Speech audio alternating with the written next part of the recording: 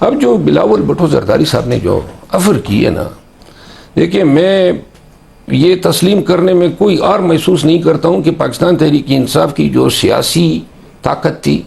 جو مزاحمت کی طاقت تھی، جو روڈوں پہ لوگوں کو نکالنے کی طاقت تھی، اور جو اس کے اندر اپنی یونٹی تھی، ایک سال قبل اور آج ایک سال بعد ہماری پوزیشن بہت کمزور ہو چکی ہے۔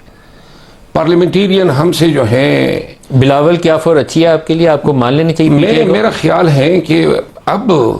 ان حالات میں خدا بھلا کرے بلاول کا کہ انہوں نے کوئی فیس سیونگ کا موقع فراہم کیا ہے، تو لہذا بلاول کی اس آفر کو مان لینا چاہیے۔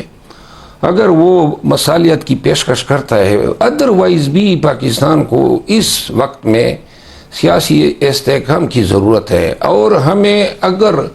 کچھ چیزوں پہ ہم پاؤں بدل ناخواستہ بھی اگر پاؤں رکھ کے اوپر جا سکے تو جانا چاہیے۔ یہ موقع ہے، اس سفر سے فائدہ اٹھائے، سیاسی بلوغت کا مظاہرہ ہونا چاہیے، ان کے ساتھ بیٹھنا